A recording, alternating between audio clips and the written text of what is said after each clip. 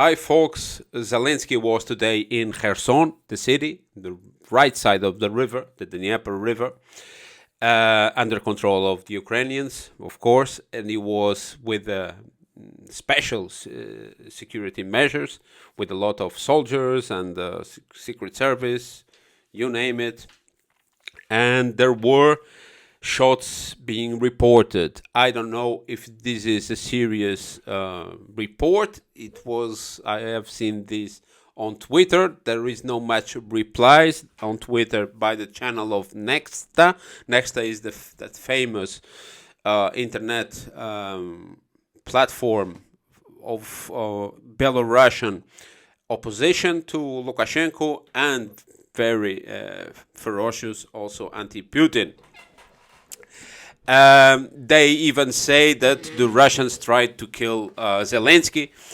For me, is as if the population themselves in that areas are very, very not happy with the government, the central government in Kiev, and someone tried to kill him. If these shots are really did happen, as this next channel reports.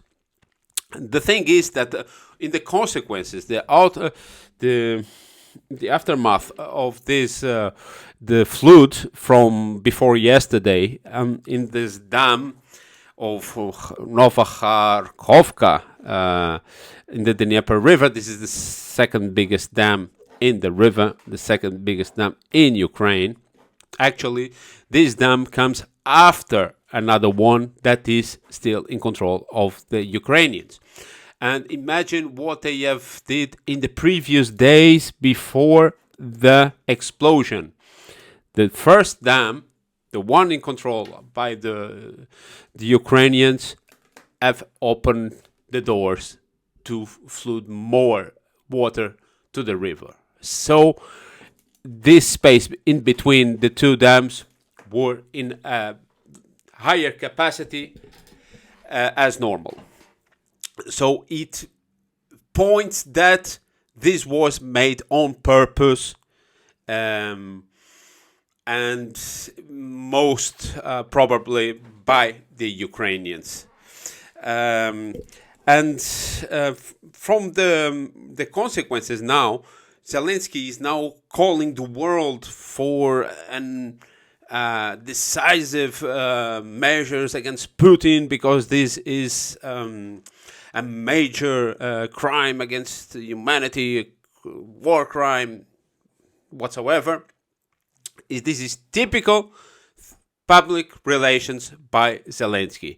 We have seen this with Bucha. We have seen this with the two missiles that Ukrainian air system have shot in Poland, and Zelensky was lying, deliberately lying, because he knew that was not the Russians but the Kiev who was sent this, and he called the world for an intervention against Russia.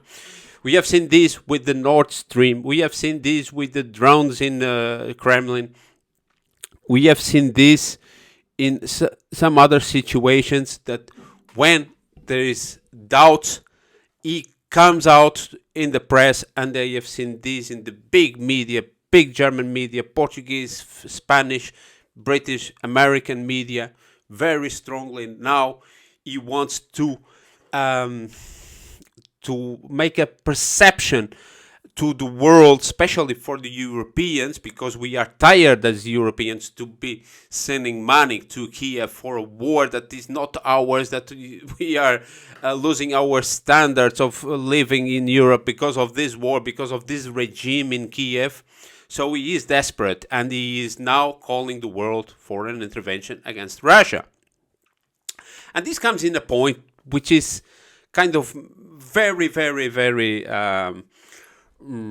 dangerous. I mean, there is today, it finishes the Arctic Challenge exercises in Norway, Sweden and Finland, in Scandinavia, with some major countries, with US, Canada, Britain, the Italian, all these Scandinavian countries with a lot of aviation, and these are drills from within NATO. This is in this the time of the year, this season. There's a lot of exercises up there in the Baltic and the Arctic, but the Baltops have started this week, the 4th, and they will go until the 16th. In more than 1 week, we have still the Baltops. Baltops, the big operation in the Baltics, with a lot of with 20 countries from NATO, 50 navies, 45 airplanes, 6,000 men.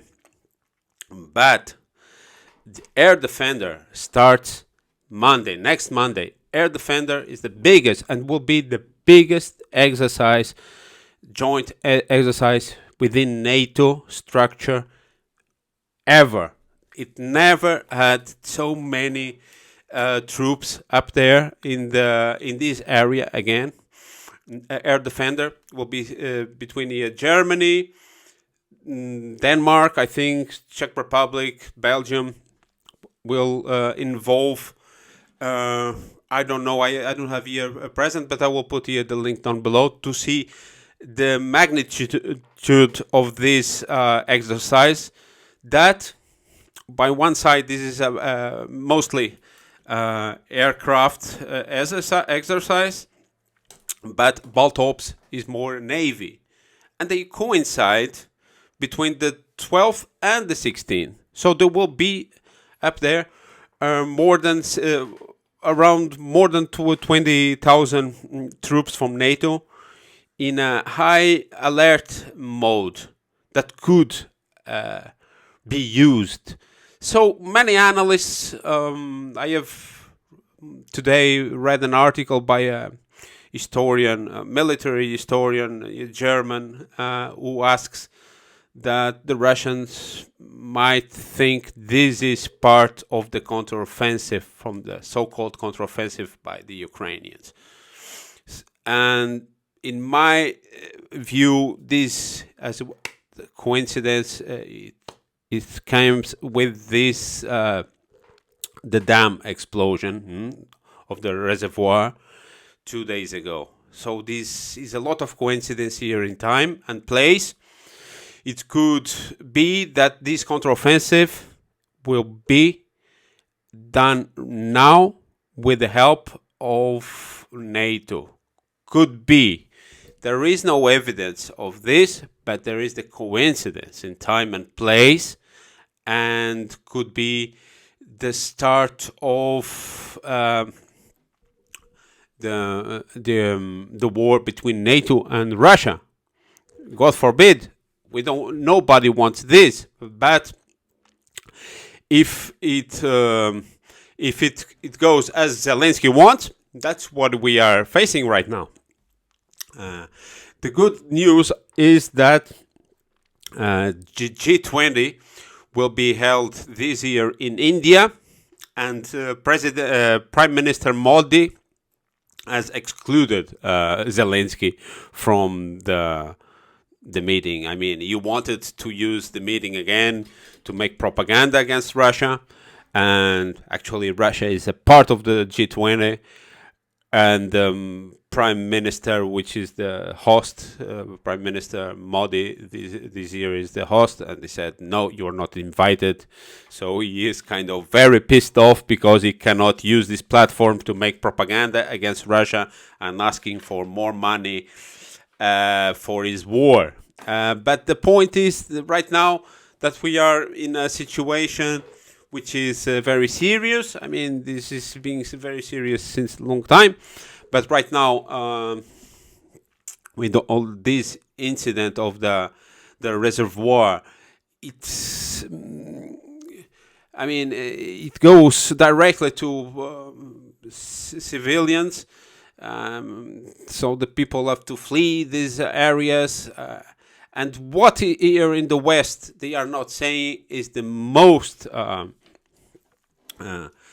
sacrificed area is actually the one held by the Russians.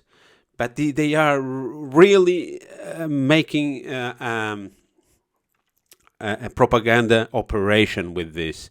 This is what concerns because we see and we talk with people, and many people are already have seen all these tricks, these lies, this propaganda, this manipulation.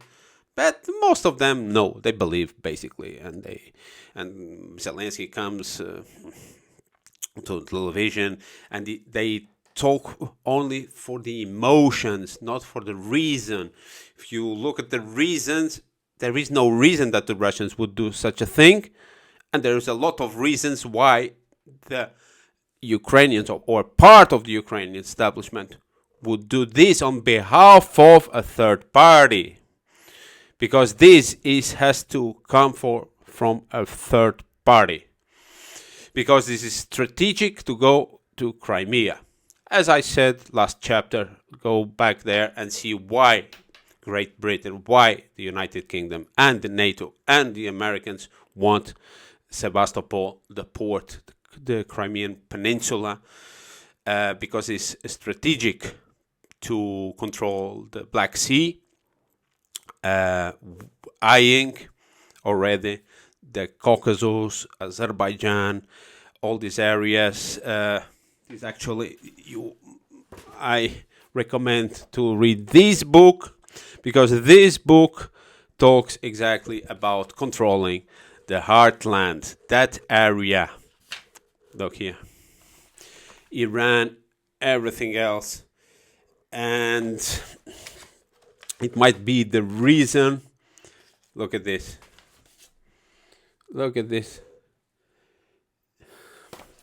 Here we have Black Sea.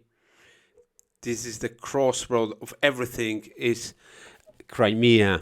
And Crimea is a long story already by the Brits to want to control this and get rid of the fleet, the Russian fleet from there. From that point on, then Russia falls.